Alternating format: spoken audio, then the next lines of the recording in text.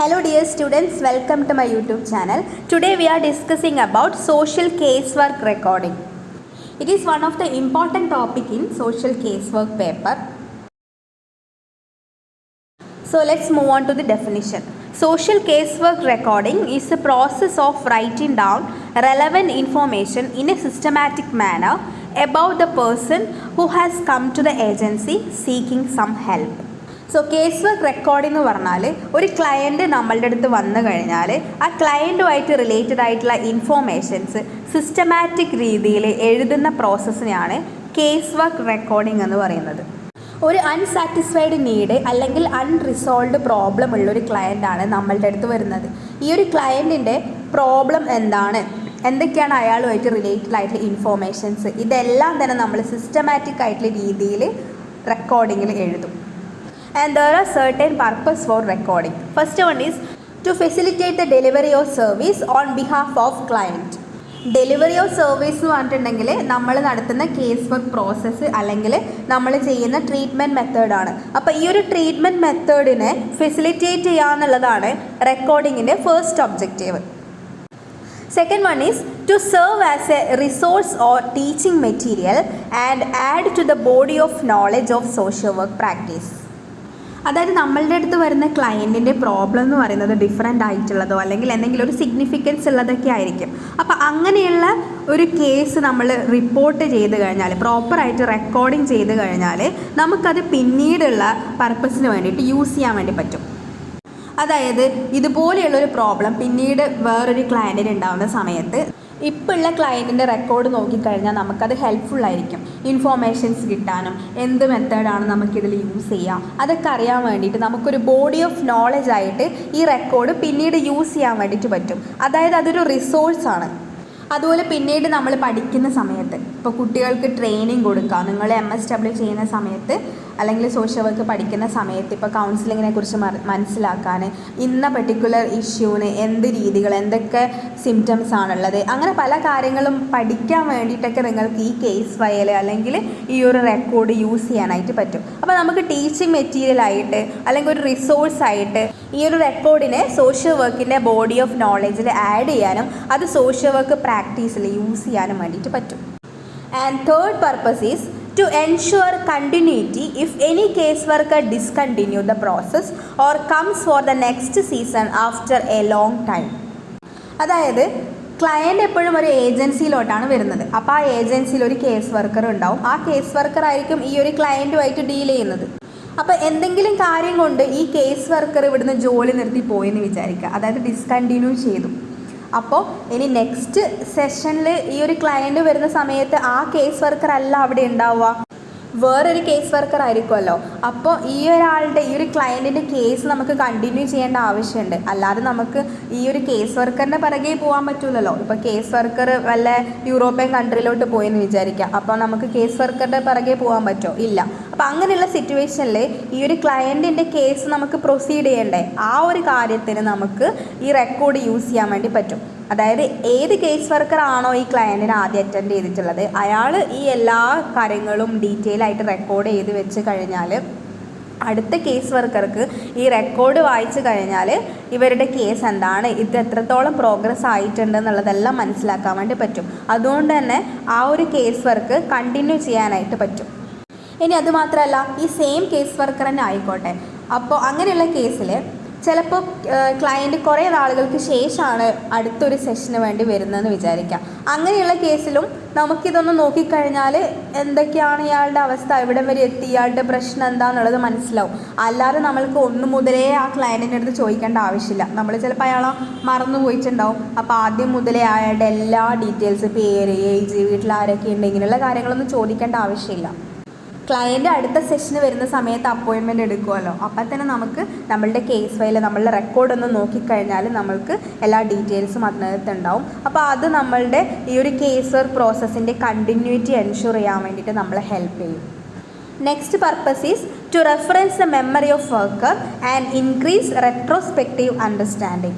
അതായത് കേസ് വർക്കർക്ക് ഈ ഒരു ക്ലയൻറ്റിൻ്റെ എല്ലാ കാര്യങ്ങളൊന്നും ഓർമ്മയുണ്ടാവില്ല. അപ്പോൾ ആ ഒരു സമയത്ത് നമുക്ക് ഓർമ്മിച്ചെടുക്കാൻ വേണ്ടിയിട്ട് നമ്മളുടെ റെക്കോർഡ് യൂസ് ചെയ്യാം. അതുപോലെ തന്നെ കഴിഞ്ഞ സെഷൻ എവിടം വരെ ആയിരുന്നു, എന്തൊക്കെയായിരുന്നു പ്രോഗ്രസ്, ഇങ്ങനെയുള്ള എല്ലാ കാര്യങ്ങളും ഒന്നുകൂടി ക്ലയൻറ്റിൻ്റെ അടുത്ത് ചോദിക്കുന്ന മോശമായിട്ടുള്ളൊരു കാര്യമല്ലേ. അപ്പോൾ അതൊന്നുകൂടി അയാളെ കൊണ്ട് പറയിപ്പിക്കുക എന്നുള്ളത് അത്ര നല്ല കാര്യമല്ല. അപ്പോൾ നമുക്ക് ആ ഒരു പർപ്പസിന് വേണ്ടിയിട്ട് നമ്മളുടെ മെമ്മറി ഒന്ന് ഷാർപ്പൻ ചെയ്യാനും നമുക്കതൊന്ന് ഓർമ്മിച്ചെടുക്കാനൊക്കെ വേണ്ടിയിട്ട് നമുക്കൊരു റെഫറൻസ് ആയിട്ട് ഈ ഒരു കേസ് വർക്ക് റെക്കോർഡ് യൂസ് ചെയ്യാം.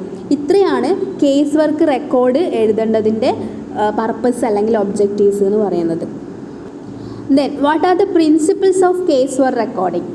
Accuracy, objectivity, simplicity, clarity, brevity, ഇത്രയാണ് കേസ് വർക്ക് റെക്കോർഡിൻ്റെ പ്രിൻസിപ്പിൾസ് എന്ന് പറയുന്നത്. ആക്യുറസി എന്ന് പറഞ്ഞാൽ എന്താ? കറക്റ്റ് ആയിട്ടുള്ള ഇൻഫോർമേഷൻസ്, ഫാക്റ്റ് ആയിരിക്കണം നമ്മൾ റെക്കോർഡിൽ എഴുതേണ്ടത്, ആക്യുറേറ്റ് ആയിട്ടുള്ള ഇൻഫോർമേഷൻസ്.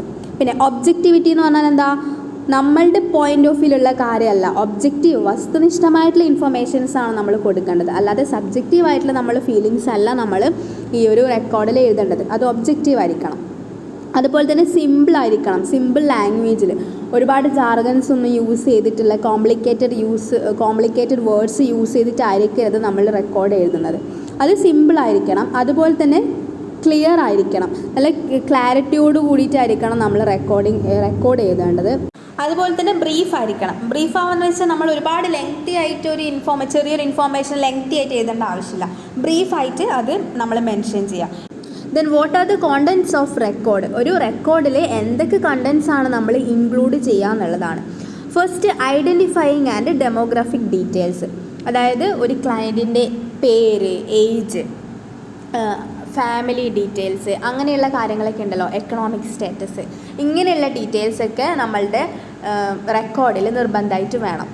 ദെൻ റെഫറൽ, അതായത് റെഫറൽ സർവീസ്, വേറെ ഏതെങ്കിലും ഏജൻസിയിൽ നിന്ന് വന്നിട്ടുള്ളതാണെങ്കിൽ ആ റെഫറൽ ഡീറ്റെയിൽസ് നമ്മൾ കൊടുക്കണം.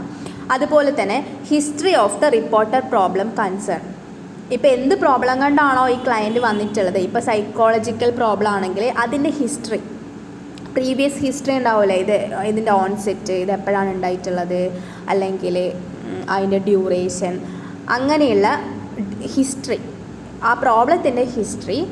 പിന്നെ reports of any test made by the worker, ഇപ്പം കേസ് വർക്കർ എന്തെങ്കിലും സൈക്കോളജിക്കൽ ടെസ്റ്റ് ചെയ്തിട്ടുണ്ടെങ്കിൽ അതിൻ്റെ ഡീറ്റെയിൽസ്. അതുകൂടാതെ നമ്മൾ എന്തെങ്കിലും അസസ്മെൻറ്റുകൾ നടത്തിയിട്ടുണ്ടെങ്കിൽ ആ അസസ്മെൻറ്റിൻ്റെ ഡീറ്റെയിൽസും നമ്മൾ ഈ ഒരു റെക്കോർഡിനകത്ത് വെക്കണം. അതുപോലെ തന്നെ decision made and services provide, നമ്മൾ എന്തൊക്കെ സർവീസുകളാണ് ഈ ക്ലയൻറ്റിന് കൊടുത്തിട്ടുള്ളത്. ഇപ്പോൾ നമ്മൾ കൗൺസിലിംഗ് കൊടുത്തിട്ടുണ്ടെങ്കിൽ കൗൺസിലിംഗ് കൊടുത്തതിൻ്റെ ഡീറ്റെയിൽസ്. ഇനി അതല്ല നമ്മൾ എന്തെങ്കിലും തെറാപ്പീസാണ് കൊടുത്തിട്ടുള്ളതെങ്കിൽ അതിൻ്റെ ഡീറ്റെയിൽസ്. ചിലപ്പോൾ നമ്മൾ ലീഗൽ സർവീസ് ആയിരിക്കും കൊടുത്തിട്ടുണ്ടാവുക, അങ്ങനെയാണെങ്കിൽ നമ്മൾ പ്രൊവൈഡ് ചെയ്തിട്ടുള്ള ലീഗൽ സർവീസിൻ്റെ ഡീറ്റെയിൽസ്. അങ്ങനെ എന്തൊക്കെ സർവീസുകൾ നമ്മൾ പ്രൊവൈഡ് ചെയ്തിട്ടുണ്ടോ അതിൻ്റെ എല്ലാ ഡീറ്റെയിൽസ് നമ്മൾ റെക്കോർഡിൽ മെൻഷൻ ചെയ്യണം. അതുപോലെ തന്നെ contacts made with other professionals for consulting or collaborative actions, അതായത് ഈ പർട്ടിക്കുലർ കേസിൽ നമ്മൾ വേറെ ഡിപ്പാർട്ട്മെൻറ്റ്സുകളൊക്കെ ആയിട്ട് അല്ലെങ്കിൽ വേറെ പ്രൊഫഷണൽസ് ആയിട്ട് എന്തെങ്കിലും കൊളാബറേഷൻസ് നടത്തിയിട്ടുണ്ടെങ്കിൽ അതിൻ്റെ ഡീറ്റെയിൽസ്. ഇപ്പോൾ ഫോർ എക്സാമ്പിൾ നമ്മൾ ലീഗൽ സർവീസാണ് പ്രൊവൈഡ് ചെയ്തിട്ടുള്ളതെങ്കിൽ നമ്മൾ ചിലപ്പം അഡ്വക്കേറ്റായിട്ട് കോൺടാക്ട് ചെയ്തിട്ടുണ്ടാവും. അപ്പോൾ അങ്ങനത്തെ കാര്യങ്ങളൊക്കെ ഉണ്ടല്ലോ, ആ ഇൻഫോർമേഷൻസ്. ചിലപ്പോൾ നമ്മളുടെ ക്ലയൻറ്റിന് എന്തെങ്കിലും ഫിസിക്കൽ പ്രോബ്ലംസ് ഉണ്ടായിട്ട് നമ്മളെന്തെങ്കിലും ട്രീറ്റ്മെൻറ്റ് അവരെടുത്തിട്ടുണ്ടെങ്കിൽ ആ ട്രീറ്റ്മെൻറ്റിൻ്റെ ഡീറ്റെയിൽസ്, ഏത് ഹോസ്പിറ്റലാണ്, അങ്ങനെയുള്ള ഡീറ്റെയിൽസ്. അപ്പോൾ അതൊക്കെ ഒരു കൊളാബറേറ്റീവ് ആക്ഷൻസ് അല്ലേ, അതിൻ്റെ ഡീറ്റെയിൽസ് നമ്മൾ കൊടുക്കണം. പിന്നെ നമ്മളുടെ ഫൈനൽ അസസ്മെൻറ്റ്, നമ്മളുടെ ഈ കേസ് വർക്ക് പ്രോസസ്സ് നടക്കുന്നതിന് ശേഷമുള്ള ആ ഒരു സമയത്തുള്ള ഫൈനൽ അസസ്മെൻറ്റ്. അതുപോലെ തന്നെ information about transfer, termination and refund. നമ്മൾ ക്ലയൻറ്റുമായിട്ടുള്ള കേസ് വർക്ക് പ്രോസസ്സ് കഴിഞ്ഞാൽ നമ്മൾ ടെർമിനേറ്റ് ചെയ്യുമല്ലോ, അപ്പോൾ അതിൻ്റെ ഡീറ്റെയിൽസ്. ക്ലോസിംഗ് സമ്മറി, അവസാനം ക്ലയൻറ്റ് പോകുന്ന സമയത്തുള്ള ക്ലോസിംഗ് സമ്മറി. ഇത്രയും കാര്യങ്ങൾ നമ്മളുടെ റെക്കോർഡിൽ നമ്മൾ കൊടുത്തിട്ടുണ്ടാവണം. ഇത്രയാണ് റെക്കോർഡിൽ സാധാരണയായിട്ട് ഉണ്ടാവുന്ന കണ്ടൻറ്റ് എന്ന് പറയുന്നത്. ഇനി നമുക്ക് പഠിക്കാനുള്ളത് ടൈപ്സ് ഓഫ് റെക്കോർഡിംഗ് ആണ്. ടൈപ്സ് ഓഫ് റെക്കോർഡിങ്ങിൽ ഫസ്റ്റ് ടൈപ്പാണ് process recording. Process records provide moment by moment narrative of clients behaviour and interactions between case worker and clients.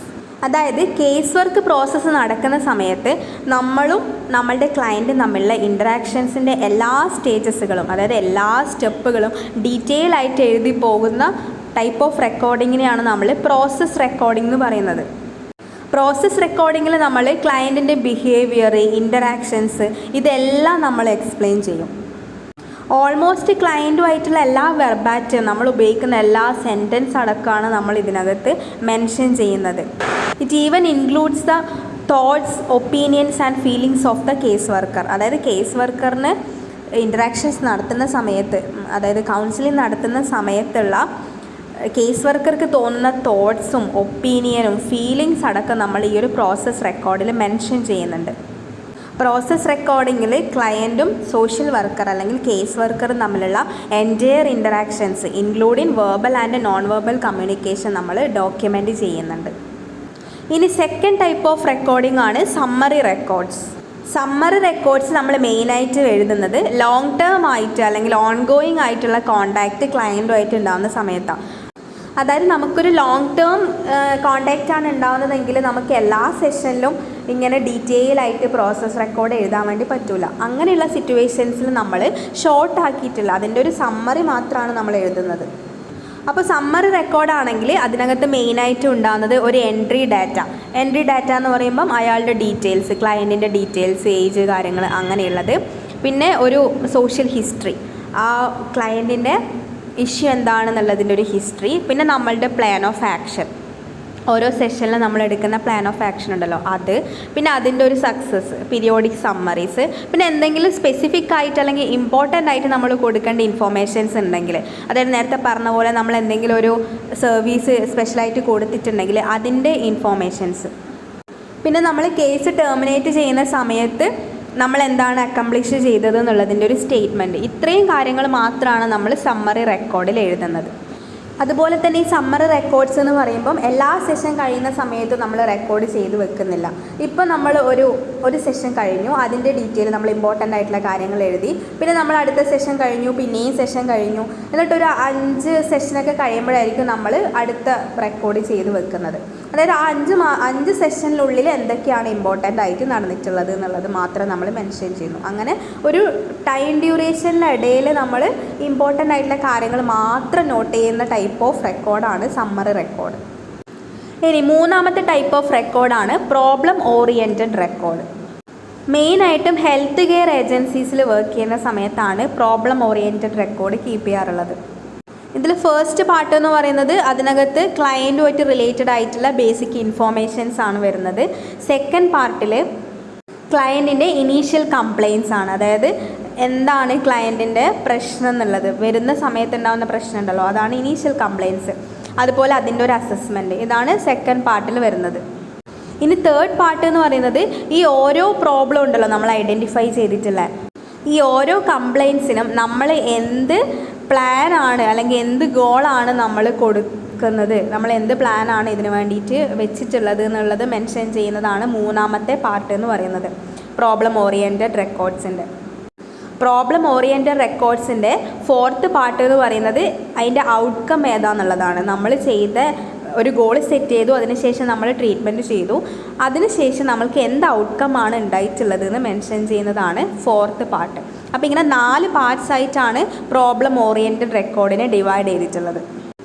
ഇനി നാലാമത്തെ ടൈപ്പ് ഓഫ് റെക്കോർഡാണ് സ്റ്റാൻഡേർഡൈസ്ഡ് ഫോംസ്. സ്റ്റാൻഡേർഡൈസ്ഡ് ഫോം എന്ന് പറയുന്നത് പല ഏജൻസികളും അവരുടേതായിട്ടുള്ള സ്പെസിഫിക് ആയിട്ടൊരു മെത്തേഡ് ഡെവലപ്പ് ചെയ്തിട്ടുണ്ടാവും, അവരുടേതായിട്ടുള്ളൊരു സ്പെസിഫിക് ഫോംസ് ഉണ്ടാവും. അപ്പോൾ ആ ഫോംസിൽ കുറച്ച് ക്വസ്റ്റ്യൻസ് ഉണ്ടാവും, അതിന് ചെറിയ ഒരു ഷോർട്ട് ആൻസർ നമ്മൾ എഴുതിയാൽ മതിയാവും.